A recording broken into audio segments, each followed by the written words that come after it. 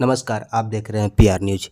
शनिवार को जन सुराज के नेताओं और कार्यकर्ताओं ने बीपीएससी परीक्षा में की गई अनियमितताओं को लेकर गया के गांधी मैदान के गेट नंबर 5 पर एक दिवसीय धरना प्रदर्शन का आयोजन किया गया, जिसका नेतृत्व जन सुराज के युवा नेता वसीम अंसारी एवं अध्यक्षता प्रोफेसर दिनेश सिंह ने किया। इस दौरान पार्टी के नेताओं ने बिहार सरकार की नीतियों के खिलाफ जमकर नारेबाजी की और परीक्षा में हुई अनियमितता और भ्रष्टाचार की स्तरीय जाँच और साथ साथ पूर्ण परीक्षा कराए जाने की मांग की। इस प्रदर्शन में बड़ी संख्या में पार्टी कार्यकर्ता और नेता शामिल हुए।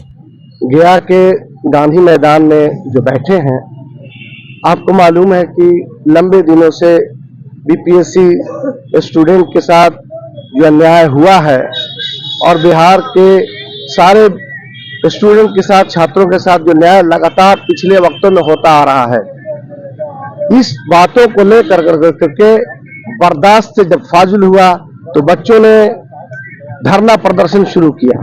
इसकी गंभीरता को देखते हुए जन सुराज के सूत्रधार माननीय नेता प्रशांत किशोर साहब ने इसको बहुत गहराई से, बहुत बारीकी से समझा और बिहार के बच्चों के भविष्य के लिए, बिहार के भविष्य के लिए, बिहार में बदलाव के लिए, इस तरह की और प्रवृत्ति न हो, उसके लिए प्रशांत किशोर साहब पिछले आज 12 दिनों से आमरण अनशन पे हैं। आपको मालूम होगा कि आमरण अनशन उसे कहते हैं कि जिसमें अन्न नहीं लिया जाता है, सिर्फ पानी लिया जाता है। उन्हें बहुत कोशिश की जा रही है कि आप अपने जीवन को, आप अपने स्वास्थ्य को देखते हुए आप जो है सो अन्न ग्रहण कीजिए, लेकिन उनका कहना है कि हमारे लाखों लाख बिहार के बच्चों का भविष्य अधर में है, अंधेरे में है। सरकार की लापरवाही के कारण पूरा बिहार अंधेरे में डूबता जा रहा है। जब तक नहीं इसको हम बीपीएससी के छात्रों को, बिहार के छात्रों को न्याय मिलेगा, मैं आमरण अनशन नहीं तोड़ूंगा। आज तक की मैं बात बता रहा हूं कि अभी तक वो मैदानता में है, कल की सूरत हाल क्या होगी ये कुछ नहीं कहा जा सकता। इसलिए हम लोग हर जिला में धरना प्रदर्शन और मुख्यमंत्री का पुतला, क्योंकि आपको मालूम है कि हर तरह से सरकार निष्क्रिय हो गई है, जिसके वजह से हम लोग को प्रदेश से लेकर के प्रखंड पंचायतों तक धरना प्रदर्शन और पुतला फूकने का कार्यक्रम हम लोगों ने शुरू किया है। माननीय नेता प्रशांत किशोर जी के आह्वान पर मैं गुजारिश करूंगा कि हमारे साथ प्रोफेसर साहब हैं, इन्होंने मैं retired principal Mirza Ghalib college गया और जन सुराज कोर कमेटी का मैं सदस्य हूँ और आप सारे मीडिया का बहुत बहुत धन्यवाद, बहुत बहुत थैंक्स और शुक्रिया। अनशन पे बैठे एक दिन का बाद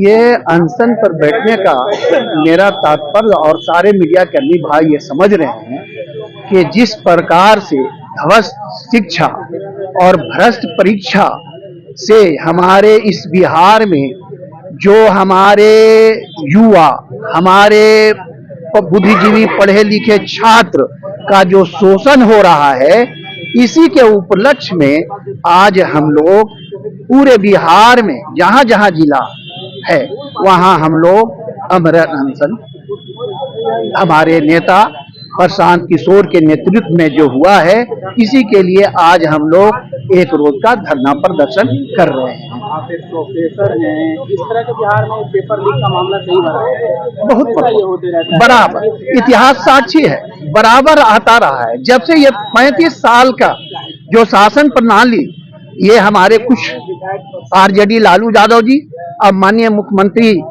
नीतीश कुमार जी के शासन काल में इस प्रकार से ध्वस्त शिक्षा और भ्रष्ट परीक्षा की नीति और पैसे के लेन देन पर यहाँ पोस्ट की गरिमा को बेचा गया और जो बुद्धिजीवी मेरा पढ़ने वाला छात्र वो तैयार करके घर में बैठा है और लाखों और करोड़ों में यहाँ पोस्ट की सौदा होता है।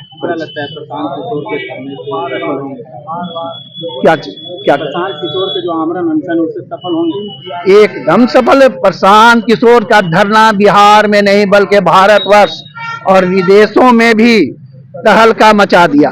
अब बिहार में परिवर्तन का समय आ गया है। अब बिहार में युवाओं के भविष्य को देखने के लिए, उसका नेतृत्व करने के लिए कोई आ गया है और बिहार में व्यवस्था बदलाव के लिए, कोई नेतृत्व के लिए प्रशांत किशोर जैसा नेता आ गया है। आज पूरे बिहार, हिंदुस्तान के युवा एक सूत्र में बनकर ये भ्रष्ट शासन के व्यवस्था के खिलाफ अपनी आवाज उठाया है, जो आपको आने वाले समय 2025 में आप अवश्य देखेंगे कि प्रशांत किशोर के नेतृत्व में ये भ्रष्ट शासन का अंत होगा और एक नई शासन व्यवस्था का स्थापना होगा।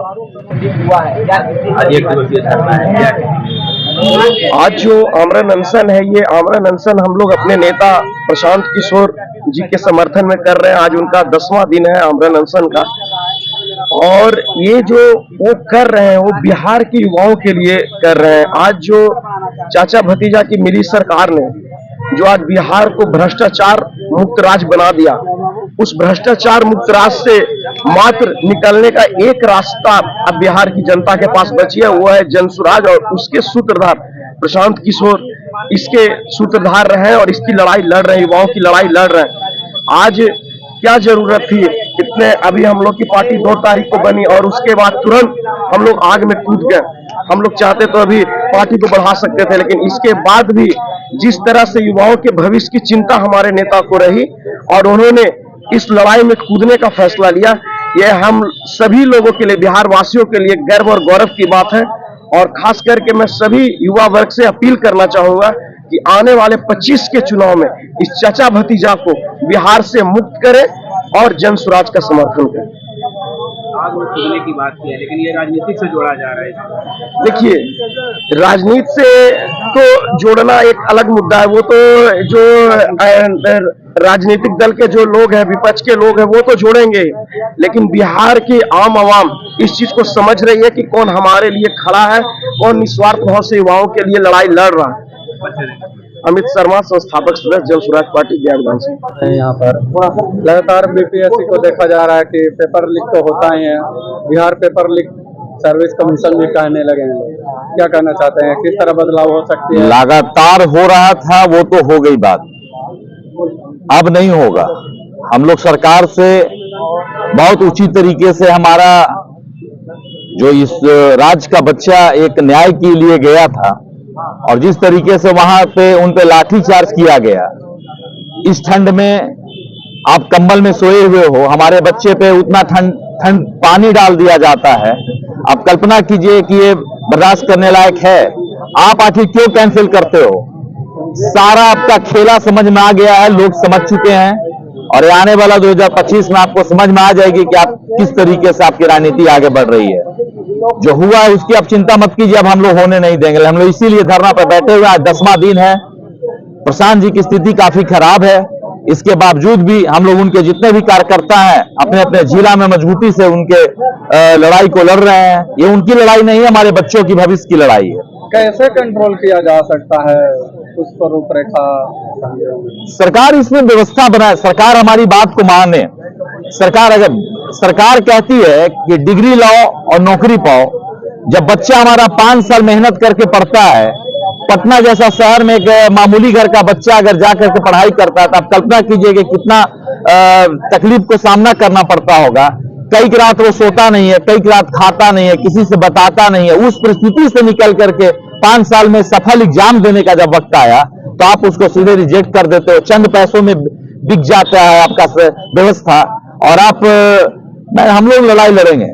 इसमें दावा है कि आमरण अनशन पर बैठे या लोग आंदोलन करें, लेकिन री एग्जामिनेशन नहीं होगा। देखिए, सरकार आने जाने की स्थिति रहती है, जो आता है वो जाता है। अब उनकी जाने की स्थिति में ऐसे भी कहा गया है कि नाज मनुष्य पर छाता है, पहले विवेक मर जाता है। उनकी विवेक मर गई है, और अब जब कोई भी चीज उदय होता है तो देखते हैं ना, सूर्य लाल की तरह निकलता है, फिर प्रकाश में बदल जाता है। तो जन स्वराज, हम लोग जितने हमारे साथी, हम लोग सब प्रयास कर रहे हैं। ये इनको तो जवाब देना होगा, आखिर क्यों नहीं करी एग्जाम करवाना चाहते हैं, ये तो आप लोग ही पूछिए उन लोगों से। हम लोग तो डिमांड कर रहे हैं भाई कि आप एक बार री एग्जाम क्यों नहीं करवा रहे हैं, बच्चों के साथ क्यों खिलवाड़ आपने किया। हमने तो बताया कि एक बच्चा पढ़ने में कितनी अपनी चीजों को, क्या कदम हम लोग लगातार अनशन जारी रखेंगे।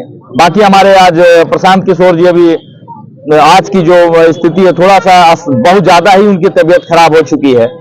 आज बहुत सारे बच्चे लगभग 20,000 30,000 से ज्यादा ऊपर बच्चे उनसे जाके मिलेंगे और हम लोग भी आपके चैनल के माध्यम से उनसे रिक्वेस्ट करेंगे कि अनशन वो तोड़ें, क्योंकि अगर वो कमजोर हो जाएंगे तो हम लोग कमजोर हो जाएंगे। हमारे आदर्श हैं, हमारे मार्गदर्शक है वो, अगर वो कमजोर हो जाएंगे तो हम लोग कैसे आगे का कार्य करेंगे। तो मैं तो प्रशांत जी अपने भाई उनसे भी मैं कहना चाहूंगा कि लड़ाई हम लोग जारी रखेंगे, उसका रूपरेखा एक और कुछ तय किया जाए।